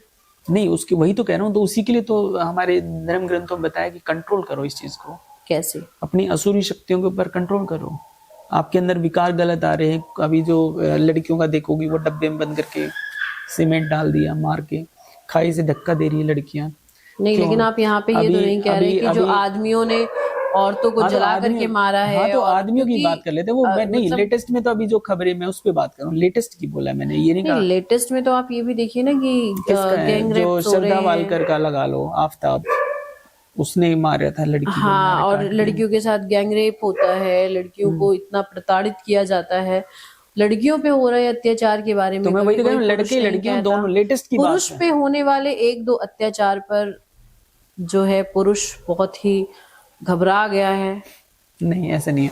देखो, अत्याचार की बात वही मैं आपसे बताऊं, देखो रेफरेंस अगर हम लोग लेते हैं ना, कभी किसी बात पे होती है तो हम लेटेस्ट पे बात करते हैं।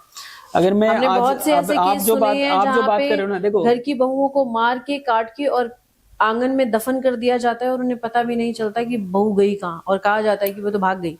अभी मैं बताता हूँ यहाँ तो आपको। केसेस मिल गए तो पता चल गया कि भैया महिलाओं ने अत्याचार किया। यहाँ ये भी तो बोलना चाहिए कि पुरुषों ने जो अत्याचार किया है महिलाओं के साथ, उस पर क्यों नहीं बात होती है। मैं आपको वही समझा रहा हूँ कि आपकी जो बातें हैं ना, वो बातें ये है कि जैसे आजकल पॉलिटिक्स वाले करते हैं ना कि आज से 100 साल पहले मुसलमानों ने हिंदुओं पर अत्याचार किया, आपने ये किया, आप उस तरह से कर रहे हो। हमें है ना जो लेटेस्ट पे ध्यान देना चाहिए पहले। नहीं, लेटेस्ट पे तो पुरानी ध्यान देना चीजों- चाहिए, नहीं, लेटेस्ट पे आप इस पे भी ध्यान दीजिए कि अभी भी अगर आप देखेंगे, अगर पुलिस केस उठाएंगे तो महिलाओं पे सबसे ज्यादा अत्याचार हो रहे हैं। नहीं, देखो वही तो मैं कह रहा हूँ। देखो जो एनसीआरबी के जो आंकड़े होते हैं उसमें महिलाओं के ऊपर अत्याचार है, मैं मना नहीं कर रहा हूँ, लेकिन पुरुषों के ऊपर है ना, हाँ, दोनों तो के ऊपर है। पुरुषों को भी लेकिन अपने मैं- अंदर के विकारों को शांत तो करना चाहिए। हाँ, तो मैं वही बता रहा हूँ कि अभी जो है हिंदू, मुस्लिम, सिख, ईसाई और मेल फीमेल कोई भी है कैटेगरी के, तो हमें क्या है कि हमारे लिए सबसे ज्यादा जरूरी है कि हमें अपने अंदर के विकारों पर कंट्रोल करना चाहिए। जो हमारे दैत्य है ना, जो दानव है, उन दानों पे कंट्रोल करना पड़ेगा हमें। और उसको कंट्रोल करने का ही तरीका है कि आप धर्म को मानो, या धर्म का मतलब है कि नियम कानूनों को मानो। आप अगर सदाचारी है, आप नियम कानून से सुबह टाइम से उठते हो, पूरा दिन अच्छे विचारों में रहते हो, तो मुझे नहीं लगता आपके दिल में कुछ विकार आएंगे। लेकिन अगर आप लेट नाइट सोते हो, खूब देर से सोते हो, जैसे अभी हम लोग कर रहे हैं, तो अगर हम लोग लेट नाइट सोते हैं और लेकिन व्यक्ति का काम अब आजकल ऐसा हो गया कि उसे लेट नाइट काम करना पड़ तो रहा है। अपराध तभी तो बढ़ रहे हैं ज्यादा। आपने अभी कहा कि सनातन धर्म जो है वो सबसे पुराना है और उसी में से सारे धर्म निकले हैं। सनातन धर्म यानी हिंदू धर्म, तो ये कहा जा सकता है कि क्या हिंदू धर्म सर्वोच्च धर्म है और सनातन धर्म का ही जो भी रूल है वो सभी धर्म को फॉलो करना चाहिए? नहीं, मैं आपको बताता हूँ कि अगर सनातन धर्म बिल्कुल ही श्रेष्ठ था तो दूसरे धर्म की आवश्यकता ही नहीं थी।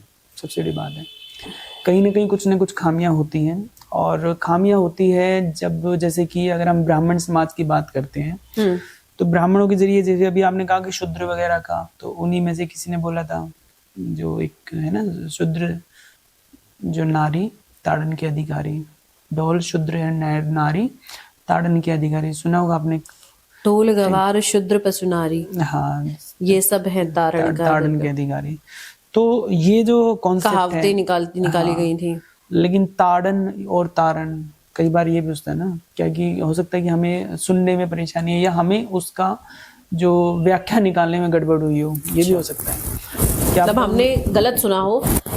इसका ये अर्थ भी हो सकता है कि तारण का अधिकारी, यानी आपको तारने के लिए हो सकता है, आपको उनकी मदद करनी पार चाहिए। लगाने के लिए हो सकता है, और आपने वो समझ लिया कि ताड़न का अधिकारी यानी कि मार पिटाई का। हाँ, तो लेकिन ढोल गवार, ढोल का ताड़ से तारन का क्या अर्थ है? मैं आपको बताता हूँ। जैसे ढोल के बारे में आपको पता होगा, उसके है ना साइड में वो चढ़ता है चमड़ा, हाँ, उसको टाइट किया जाता है। हाँ, और टाइट कैसे किया जाता है, ऐसे अगर घुमा दोगे तो टूट जाएगा।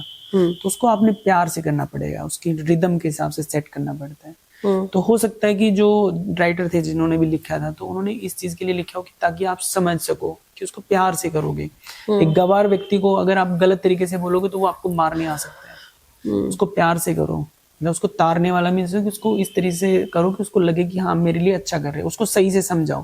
तारने का मतलब ये होता है, जैसे सदगुरु तारणहार बोलते हैं कि सदगुरु ऐसे जो हमें इस भव से पार करा सकते हैं। ठीक है, तो इसी तरह से नारियों के लिए भी था, क्योंकि नारियों के बारे में पहले बताया जाता है कि उनको बहुत ज्यादा प्रताड़ित किया जा रहा है, प्रॉब्लम है, तो उनको सुधार की जरूरत है, उसको समझाओ, उसको पढ़ाओ, लिखाओ।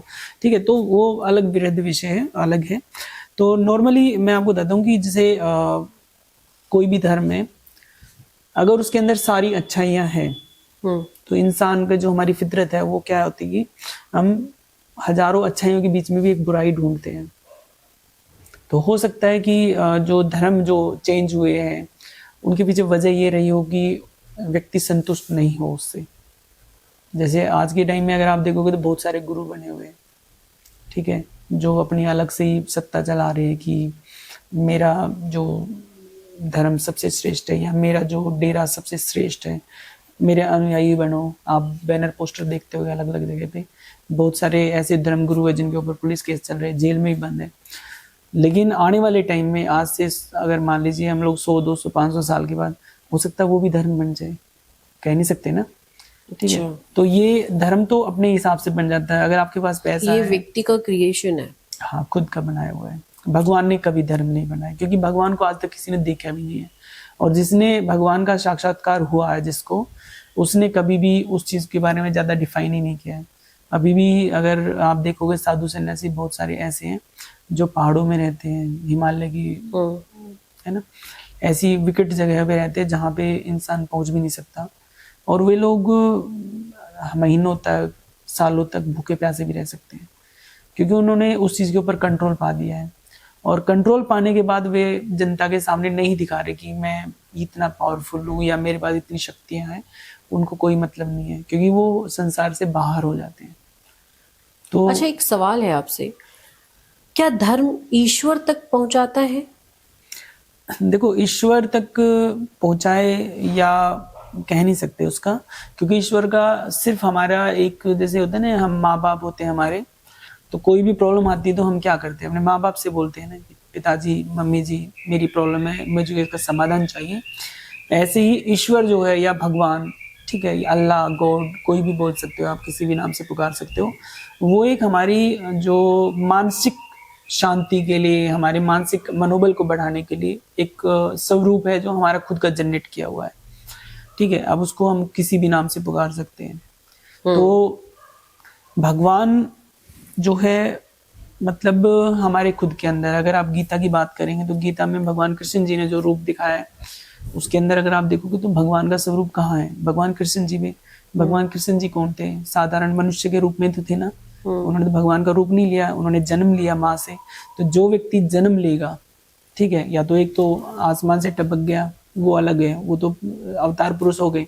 लेकिन जो व्यक्ति जन्म लेता है वो मनुष्य है। और जब मनुष्य अगर कर्म में है तो इसका मतलब कि वो हमसे तो अलग थे नहीं ना। ठीक है, तो भगवान जो है वो उनकी नजरों में वे भगवान, उन्होंने अपना विकट रूप दिखाया, उसके अंदर सब कुछ दिखाया, सृष्टि का, जीवन मरण का चक्र भी दिखाया, उन्होंने पूरा ब्रह्मांड दिखाया अंदर।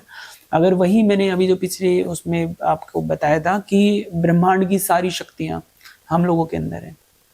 अगर आप अंतर्मन में ढूंढेंगे तो आप खुद भगवान हो, आप खुद शिव हो, आप खुद भगवान हो, अल्लाह हो, गॉड हो, कुछ भी हो सकते हैं, जो भी कहोगे आप वो। क्योंकि जब आपकी इंद्रियां जगती है, आपके अंदर की कॉन्शियस पावर जगती है, तो आप हर संभव को भी, मतलब असंभव चीज को भी संभव बना सकते हो। वो आपके अंदर पावर होती है।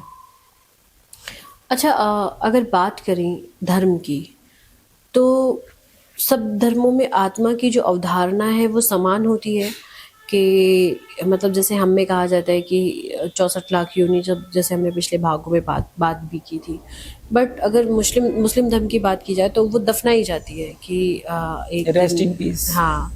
और क्रिश्चियन में भी यही होता है। फिर हम सिख धर्म में जाएंगे तो वहाँ जलाया जाता है। तो ये जो दो धर्म है, इनमें जलाया जाता है, जलाने का कॉन्सेप्ट है कि जलाने के बाद मतलब खत्म कर दिया जाए। और इनमें ये कहा जाता है कि नहीं, दफन किया जाएगा कि एक बार मतलब सबको लेके जाया जाएगा यहाँ धरती उसमें के। क्या होता है, देखो, अगर मुस्लिम, ईसाई, यहूदी, इन धर्मों में अगर हम बात करेंगे तो उसमें क्या है कि एक कयामत का दिन बोलते हैं वो। जैसे हिंदू धर्म में भी है कि प्रलय आती है, ठीक है, जब पाप बढ़ता है तो युग बदलते हैं। जैसे कलयुग हुआ, ठीक है, अब कलयुग का भी अंत होगा तो उसके अंदर भी पूरा का पूरा विनाश होगा, फिर उसके बाद नई सृष्टि का निर्माण होगा। तो मुस्लिम और बाकी धर्मों में जहाँ पे दफनाने का है, तो वो क्या करते हैं कि वो अपनी जो शरीर होता है उसको दफना देते हैं कि वो जब कयामत का दिन आएगा तो उनको सबको जिंदा किया जाएगा। ठीक है, तो खुदा या अल्लाह या भगवान वो उनको उस दिन उनकी सुनवाई करेंगे। और अगर हिंदू धर्म की बात करें तो हिंदू धर्म में क्या है कि आप मर गए, आपका शरीर खत्म कर दिया गया, उसको जला दिया गया, आपकी अस्थियां गंगा या किसी भी नदी में प्रभावित कर दी गई, तो आपका मुक्ति का द्वार खुल गया है। ठीक है, आप उसके बाद दूसरा जन्म लेंगे। ठीक है, क्योंकि हिंदू धर्म ही, सनातन धर्म एक ऐसा है जहाँ पे पुनर्जन्म को मान्यता दी गई है, बाकी धर्मों में नहीं है। अगर बाकी धर्मों में भी अगर ये हो कि भाई दूसरा जन्म मिलेगा तो 99% चांस है कि वे लोग पूरे शरीर को खत्म करेंगे।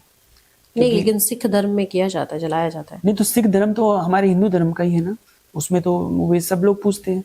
नहीं, अगर लेकिन देखो अगर हम देखें सिख धर्म नहीं है, तो गुरुद्वारे में जो बनाया जाता है, जो एक जहाँ पे पूजा पाठ होते हैं, वहां पे गुरु ग्रंथ साहिब होते हैं, उन्हीं की पूजा की जाती है, कोई भगवान नहीं है। अगर हम तरीका देखेंगे तो वो मुसलमानों से मिलता है, मुस्लिम धर्म से मिलता है। देखो सिखों लेकिन तरीका हिंदू का है। मतलब अगर आप देखेंगे तो दोनों हिंदू मुसलमान दोनों के ही कॉन्सेप्ट को मिला करके सिख धर्म बना है। अगर पहनावे की बात की जाए, अगर बात की जाए पूजा पाठ के तौर तरीके में, तो अगर हम देखेंगे तो नमाज पढ़ने का तरीका भी ऐसे ही होता है कि आप मस्जिद में जाते हैं जहां बैठ करके इबादत करते हैं। वही हिंदू धर्म की बात की जाए तो हिंदू धर्म में हम शिवलिंग पर जाते हैं, जल चढ़ाते हैं, मंदिर में जाते हैं, प्रसाद चढ़ाते हैं, अगरबत्ती धूप और उससे पूजा किया जाता है। अगर आप किसी भी हिंदू टेम्पल में जाते हैं तो वहां पे बैठ करके आप इबादत नहीं करते हैं, वहां बैठ कर आप फरियाद नहीं करते, दुआएं नहीं करते। ठीक है, और जो मतलब अगर बात प्रणाम करने का तरीका देखें तो कहीं ना कहीं सिख धर्म और जो मुस्लिम धर्म है उनका बहुत हद तक सिमिलर होता है। देखो क्या होता है कि अगर जो सिख धर्म की स्थापना जो हुई थी वो प्रॉपर मुस्लिमों से ही बचने के लिए था, आपको पता होगा। और सिख धर्म का सबसे ज्यादा बड़ा टकराव जो हुआ था वो सबसे ज्यादा आपको ही पता है मुस्लिम धर्म से ही हुआ था। ठीक है, तो आप ये है कि प्रेरणा मिली है क्योंकि सिख धर्म की जो स्थापना हुई थी तो जो हमारे गुरु नानक देव जी के जो गुरु थे, ठीक है, तो वो मुस्लिम थे, फकीर थे, है ना, तो उसका थोड़ा बहुत प्रभाव है। लेकिन अगर हम लोग इस सिख धर्म की बात करें तो सिख धर्म के जो है ना, इसको पंथ बोलते हैं। ठीक है, धर्म नहीं बोलते। अगर आप देखोगे तो सिख पंथ बोलते हैं। पंथ होता है एक पद्धति कि हम लोग जो है सिखों का स्वरूप ये रखा गया था कि वो रक्षा के लिए बनाए गए थे। ठीक है, कि मतलब हर परिवार से एक बच्चा दिया जाता था कि वो धर्म की रक्षा करेगा, वो हमारी रक्षा करेगा। किन से रक्षा करेगा? जो अति करने वाले लोग हैं, जो हमारे दमन करने वाले लोग हैं, उनके खिलाफ था।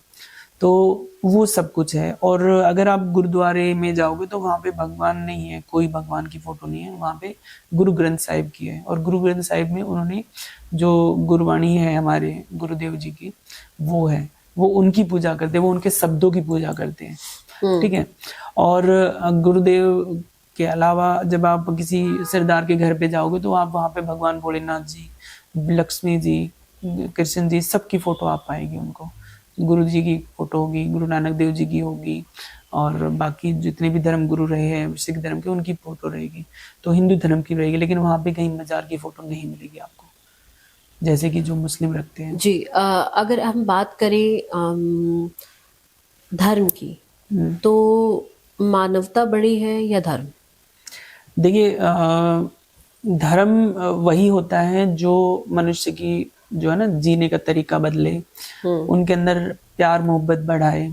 ठीक है, और जो धर्म एक दूसरे के प्रति लड़ाता है और एक दूसरे के प्रति जो प्रेम भाव है उसको खत्म करता है, तो वो धर्म नहीं है। वो एक तरह से आपको ऊपर थोपा गया, एक जैसे होता है ना कि आपको बता दिया जाएगा कि आपको चोरी करनी है तो चोरी करनी पड़ेगी, आपको गला काटना है किसी व्यक्ति को तो गला काटेंगे। तो वो एक ऑर्डर होता है, वो धर्म नहीं है। वो आपका भ्रम किया जाता है, दिमाग को भ्रमित किया जाता है कि आप धर्म के नाम से, जबकि ऐसा नहीं है। अगर आप मुस्लिम धर्म की बात करो तो बहुत सारे टेररिस्ट की आपने सुना होगा कि 72 हूरें मिलेगी, बहुत सारी चीजें बताई जाती है अगर आप जो विधर्मियों का वध करते हो तो। लेकिन अगर आप कुरान को सही से पढ़ेंगे तो उसमें विधर्मी का मतलब होता है कि अपने अंदर के जो विकार है उनसे लड़ो, ना कि उसमें कहीं नहीं लिखा कि आप हिंदू धर्म को मानो।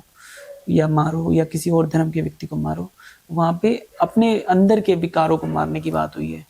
लेकिन अभी जो बड़े बड़े जो टेररिस्ट वगैरह को जो पनाह देते हैं या उनको जो प्रैक्टिस देते हैं, तो वो उसको गलत प्रैक्टिस कराते हैं कि भैया आप अगर हिंदुओं को मारोगे या लोगों को मारोगे या इस्लाम धर्म को बचाने के लिए अपने आप को मतलब इस्लाम धर्म के नाम से दूसरों को मारोगे तो आपको अल्लाह जन्नत में जगह देगा। ऐसा कुछ नहीं है।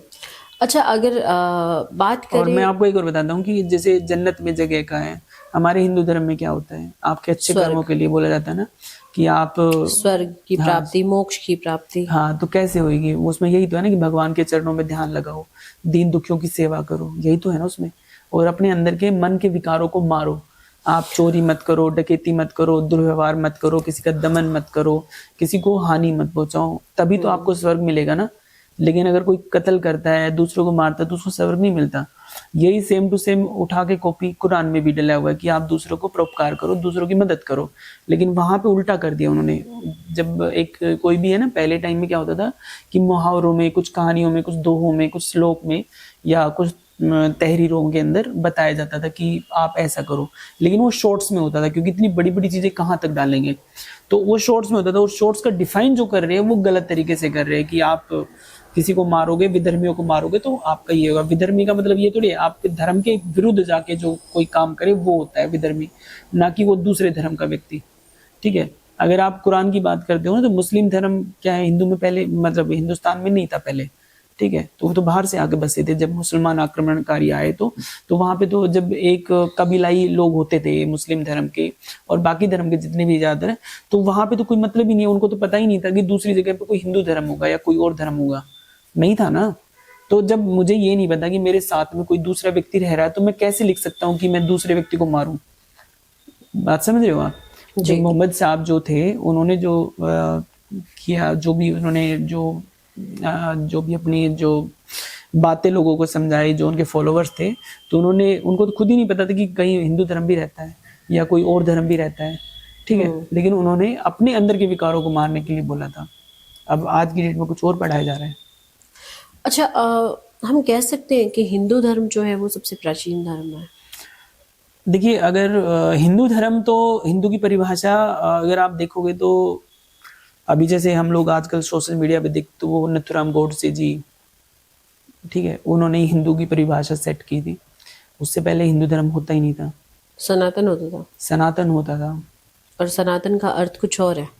सनातन का धर्म होता है, जो सनातन का मतलब ही यही होता है कि जो अनंत है, जो आज से नहीं है, हजारों लाखों सालों से चल रहा है।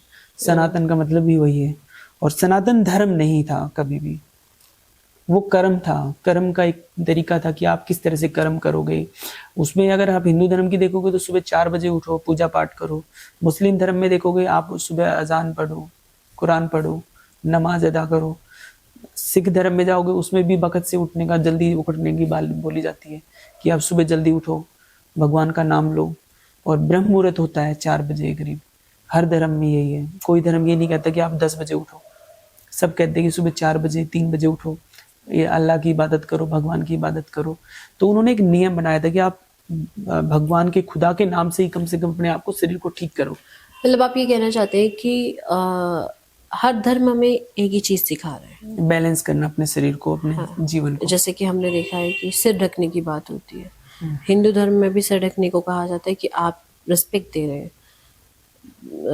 हमने इसमें भी देखा है, क्या कहते हैं, मुस्लिम धर्म में भी है, सिख धर्म में भी है, इवन क्रिश्चियन में भी सिर को ढका जाता है। ठीक है, और बियर्ड्स की बात, दाढ़ी की बात रही, तो हिंदू जो है, अगर संत महात्माओं को देखोगे तो उनकी भी दाढ़ी लंबी होती है। अगर आप मुस्लिम में देखेंगे उसमें भी बड़ी होती है, सिख में भी बड़ी होती है। ईसाई धर्म को एक अलग तरीके से लेकर के जाया जाता है, जहाँ पे जेंटलमैन को थोड़ा सेविंग और करने की बात है, लेकिन वहाँ पे भी इस चीज पर ऐसा कोई, कट वगैरह भी रखते हैं, हाँ, कि वो दाढ़ी तो रखते हैं बट थोड़ा स्टाइल में एक, लेकिन है वहां पे भी ये चीज बताई गई है। तो कहीं ना कहीं सभी धर्म हमें एक ही चीज सिखा रहे हैं। मैं आपको एक बात बताता हूँ। देखो, एक बार जो है गुरु नानक जी के बारे में था, तो ये सो रहे थे वहां पे, तो वहां पे इन्होंने सर रख दिया था काबा की तरफ। तो गुरुदेव जी को वहाँ पे चिल्लाने लगे लोग कि भैया तुम गलत सो रहे हो, हमारे भगवान की तरफ हो, पैर रख के सो रहे हो। तो उन्होंने कहा कि ठीक है भाई, मेरे को जिस तरफ भगवान ना हो उस तरफ घुमा दो। तो जब उनको घुमाया तो देखा तो हर जगह भगवान थे वहाँ पे, अल्लाह भगवान जो भी मानते हो। तो वहां से फिर बात हुई थी, भगवान तो कण कण में है। उन्होंने भी, गुरु नानक जी ने भी ये साबित किया था कि भगवान हर जगह है। अभी जो सोने की बात बताता हूँ मैं आपको कि अगर आप वैज्ञानिक दृष्टिकोण से देखेंगे तो आपको पता होगा कि जो पूरी पृथ्वी, ये भी नॉर्थ साउथ फॉल होता है, मैग्नेटिक फील्ड है हमारे यहाँ की। ऐसे ही हमारा शरीर भी जो मैग्नेटिक फील्ड से बना हुआ है, आपको ही पता होगा ये चीजें। हमारा पूरा शरीर में इलेक्ट्रॉन दौड़ते हैं, मतलब एक तरह से विद्युत ऊर्जा हमारे शरीर में भी है। अगर हम लोग नेगेटिव और पॉजिटिव, जैसे मैग्नेट के दो पॉइंट्स होते हैं ना, नेगेटिव और पॉजिटिव, अगर नेगेटिव को नेगेटिव की तरफ लगा के सोएंगे तो आपको क्या होगा, आपका शरीर खराब होगा, आपको नींद नहीं आएगी, आपका शरीर टूटेगा जब उठेंगे ना आप। तो ये चीज तो पहले भी पुराने टाइम के हमारे जो गुरु थे, हमारे धर्म के मान्यता करने वाले थे, उनको पहले से ही पता था इस चीज की कि आप इस दिशा में पैर करके नहीं सोएंगे, आप इस तरफ सर नहीं रखेंगे। वो क्यों किया था उन्होंने? क्योंकि उनको पता था कि मैग्नेटिक फील्ड है हमारी पृथ्वी की। और आज भी विज्ञान बोलता है कि आप इस तरफ सर करके नहीं सोएंगे, आप दक्षिण पूर्व नहीं करोगे, आप उस तरफ नहीं करोगे। और हिंदू धर्म की अगर बात करो तो उसमें, मतलब हिंदू मीन्स सनातन धर्म जो हमारा वैदिक धर्म है, उसमें क्या कहा था कि उसमें डर पैदा किया गया था कि आप इस दिशा में अगर सोएंगे तो ये मुर्दों की दिशा होती है। कोई भी मृत व्यक्ति मरता है तो उसकी अपोजिट डायरेक्शन में उसको किया जाता है। मैग्नेटिक जो फील्ड है हमारी, नेगेटिव को नेगेटिव से जोड़ दिया जाता है और पॉजिटिव को पॉजिटिव की तरफ, ठीक है, क्योंकि वो मृत आत्मा है। लेकिन जिंदा व्यक्ति को कभी भी इस तरीके से नहीं लेटा सकते, उसको वर्जित किया गया है कि आप ऐसे नहीं लेट सकते, ठीक है। तो धर्म नहीं था, वो साइंस था।